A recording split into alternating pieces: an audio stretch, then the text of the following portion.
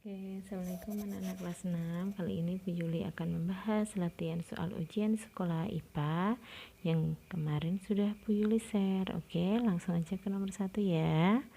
Ciri khusus dari tumbuhan cemara, yaitu coba kita lihat pohon cemara itu memiliki daun yang runcing. Berarti kita fokus ke nomor 1 pilihan yang C, yaitu cemara memiliki daun yang runcing yang fungsinya untuk mengurangi penguapan. Jadi nomor 1 pilihannya adalah yang C. Kemudian nomor 2, tumbuhan semanggi, kangkung, dan genjer. Dari 3 tanaman ini sama-sama memiliki ciri yang sama, yaitu berdasarkan tempat hidupnya, yaitu di air.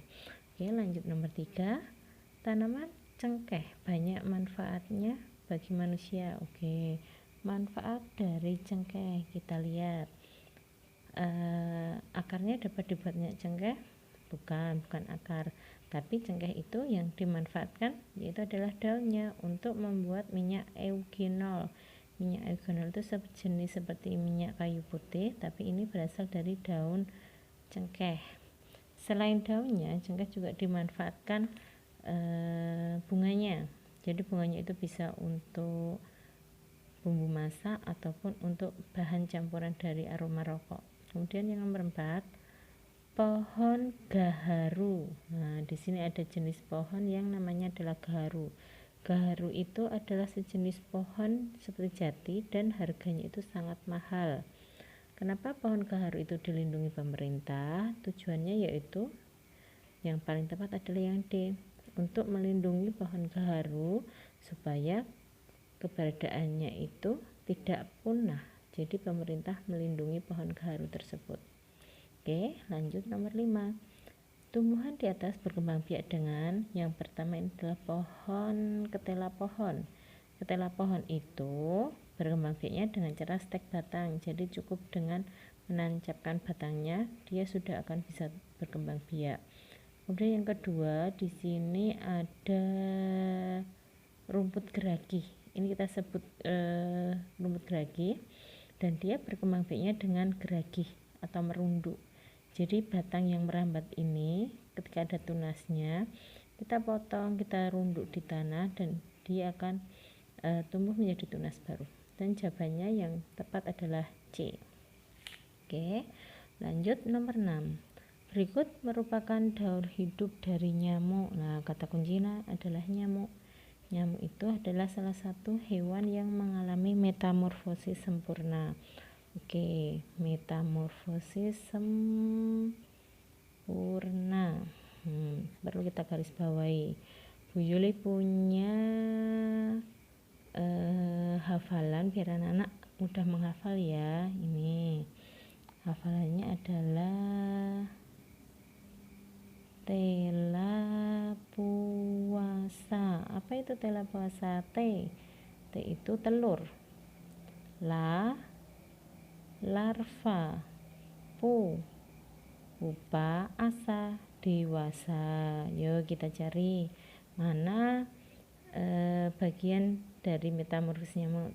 Telur. Oke, kita cari telur. Larva dari nyamuk itu berupa jentik-jentik. Puasa, pupa, nyamuk dewasa. Berarti jawabannya adalah yang C. Oke, lanjut nomor 7. Hubungan antara makhluk hidup yang merupakan simbiosis komensalisme.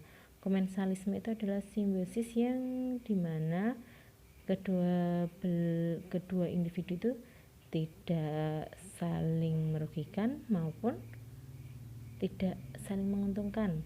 Jadi tidak harus dua-duanya menguntungkan, boleh salah satu aja. Dan pilihan yang paling tepat itu adalah yang A, di mana ada tumbuhan tanduk rusa yang menempel pada pohon mangga.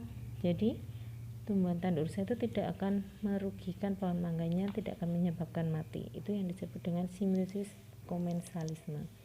Oke, lanjut ke nomor 8. Di situ ada beberapa rantai makanan dan kita diminta untuk mencari peran musang, elang, dan burung. Oke, kita lihat musang itu dia berada di konsumen 2. Padi dimakan burung, dimakan musang. Jadi padi produsen, burung konsumen 1, musang konsumen 2. Oke, musang konsumen 2.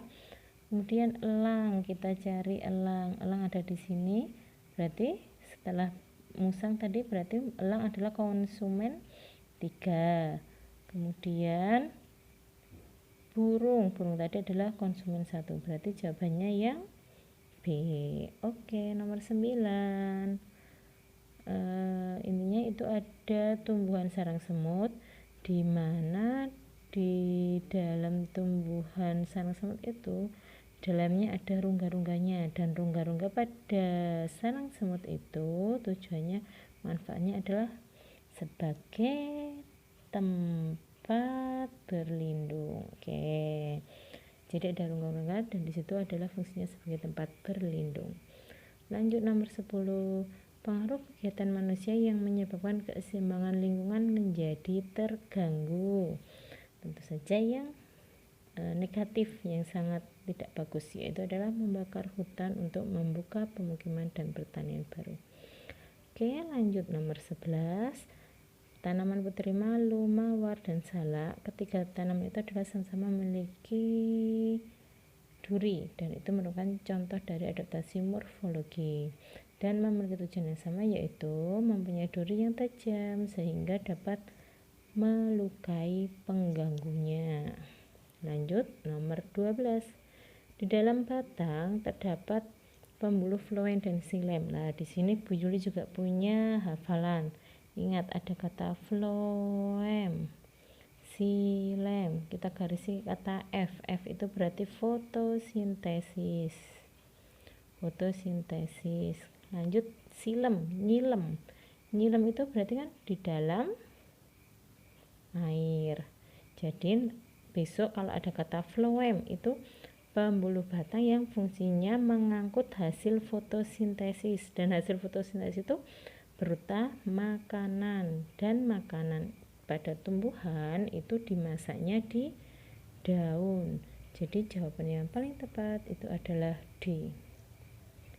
Kalau xilem itu adalah pembuluh batang yang fungsinya mengangkut air dan unsur hara.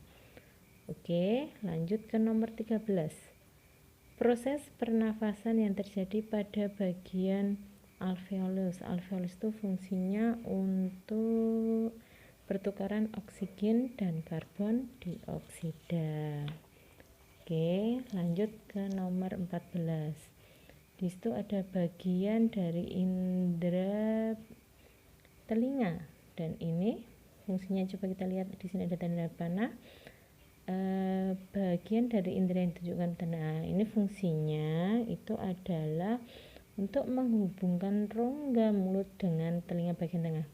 Jadi ini kalau kita gambar di sini itu adalah bagian mulut dari manusia, dan ini fungsinya menghubungkan. Ternyata mulut kita dengan telinga itu ada hubungannya seperti itu. Berarti nomor 14 itu jawabannya adalah C. Lanjut ke nomor 15. Pada tanda X itu menghasilkan enzim. X itu adalah usus halus. Nah, Bu Yuli juga punya hafalan lagi. Usus itu panjang, jadi tali. Nah, tai itu apa? Tripsin. Oke. A itu amilase. L itu lipase. Li itu lipase. Nanti untuk fungsinya apa aja anak-anak bisa baca. Oke.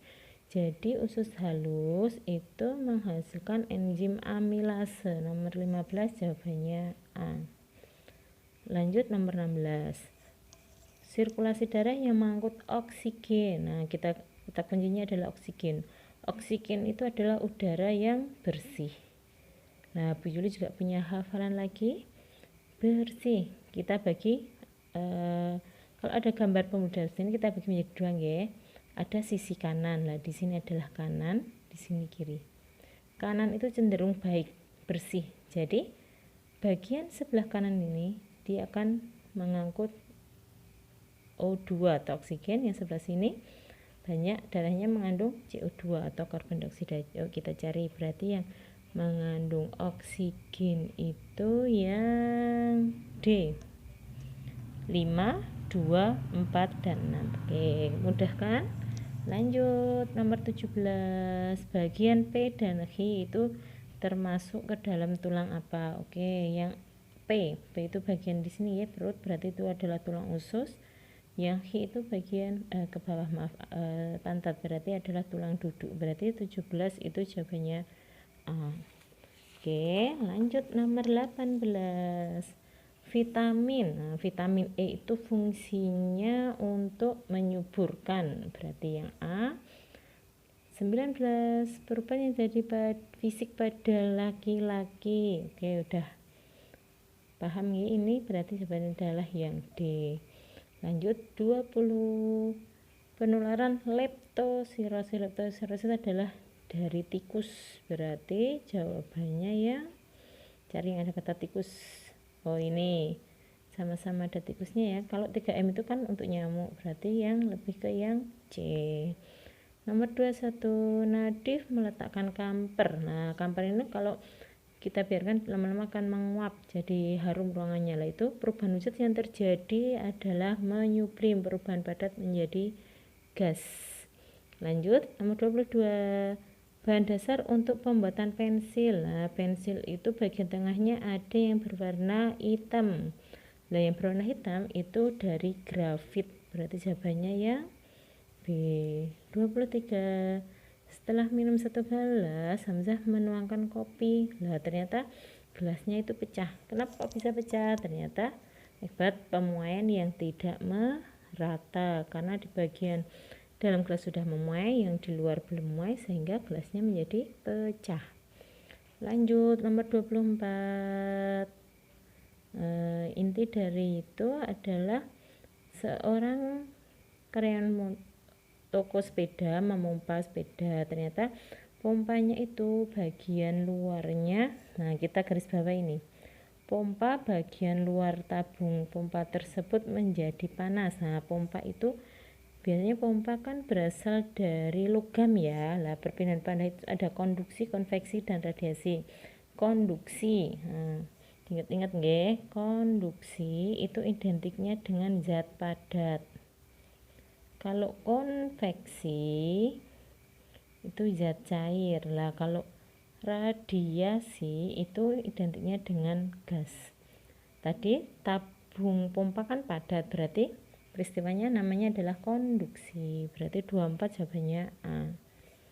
Lanjut 25, dalam pertandingan sepak bola menendang bola sehingga bola memantul dan menjauh dari gawang, berarti di situ terjadi perubahan arah. Jadi gaya menyebabkan perubahan arah dari bola tersebut. Oke, lanjut nomor 26. Berikut contoh energi alternatif. Alternatif itu adalah energi pengganti. Misalkan suatu saat dari energi itu habis, bisa digantikan itu. Nomor 26 itu energi penggantinya nih biomasa, biogas, dan cahaya matahari. Selain dari minyak bumi biasanya kalau untuk energi alternatif. Kalau yang A itu kan bensol. Bensol itu minyak bumi, hasil dari minyak bumi. Kerosin itu minyak tanah, ini juga ada kerosin, berarti minyak bumi. Berarti jawaban yang paling tepat itu yang C. Lanjut nomor 27, kegiatan tersebut memanfaatkan gaya. Oke, yang A itu ketapel. Ketapel kan melar ya, melar berarti energi, maaf, gaya pegas. Kemudian yang B itu orang menggunting, berarti kan ada gesekan antara gunting dengan kertas, berarti jawabannya yang 27 itu yang B, gaya pegas dan gaya gesek. Oke, 28, pesawat sederhana dari sepeda. Oke, roda berporos.